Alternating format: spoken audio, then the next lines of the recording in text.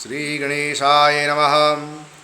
ज्येष्ठ मास के शुक्ल पक्ष की निर्जला एकादशी। श्रीमन्नारायणम।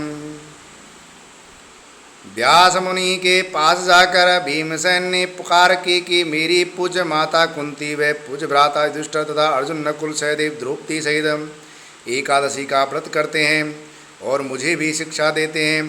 तू अन्न मत खा, नरक में जाएगा। आप विचारिए मैं क्या करूं। 15 दिन के बाद यह एकादशी आ जाती है और हमारे घर में झगड़ा उत्पन्न हो जाता है। मेरे उदर में अग्नि का निवास है, उसे अन्न की आहुति नहीं दूँ तो चर्बी को चाट जाएगा। शरीर की रक्षा करना मनुष्य का परम धर्म है। अतः आप ऐसा उपाय बताइए जिसमें सांप भी मर जाए और लाठी भी ना टूटे।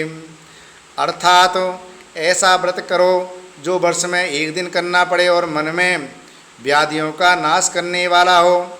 24 एकादशियों का फल उसके करने से मिल जाए और मुझे स्वर्ग में संबंधियों के साथ ले जाएं।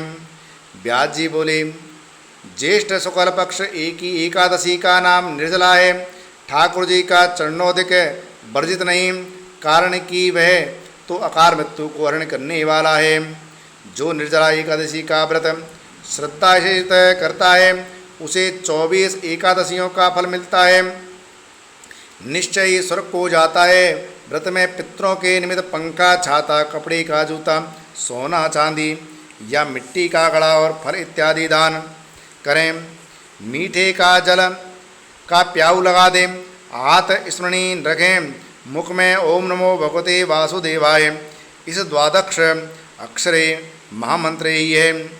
श्रीमद्भागवत पुराण का सार है। आप यदि फलाहारी हैं तो ध्रुव के प्रथम मास की तपस्या के तुल्य उसके एक एक दिन के समान आपका फल हो गया। यदि आप पवन आहारी आज रह सको तो ध्रुव का 6वें मास की तपस्या के समान फल होगा। श्रद्धा को पूर्ण रखना, नास्तिक का संग नहीं करना, दृष्टि में प्रेम का रस भरना, सबको वासुदेव का रूप समझकर नमस्कार करना, किसी के दिल की हिंसा नहीं करना, अपराध करने वाले का दोष क्षमा करना, क्रोध का त्याग करना, सत्य भाषण करना, जो हृदय में प्रभु की पूर्ति का सत्य भाषण करना, जो हृदय में प्रभु की मूर्ति का ध्यान करते हैं और मुख से 12 अक्षरे मंत्र का ज्ञान करते हैं और पूर्ण फल को प्राप्त करते हैं। दिन भर भजन करना चाहिए। रात्रि को रामलीला कृष्णलीला कीर्तन के सारे जागरण करना चाहिए। द्वादशी के दिन प्रथम ब्राह्मणों को दक्षिणा दें, फिर भोजन खिला कर उनकी परिक्रमा कर लें। अपने पग पग का फल ब्राह्मणों से अश्वमेध यज्ञ के समान हो।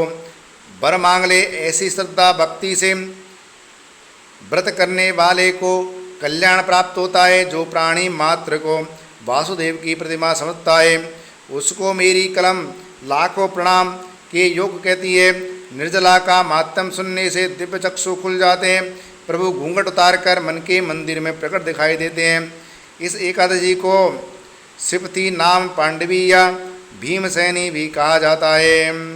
इस दिन कैरी का सागर लेना चाहिए।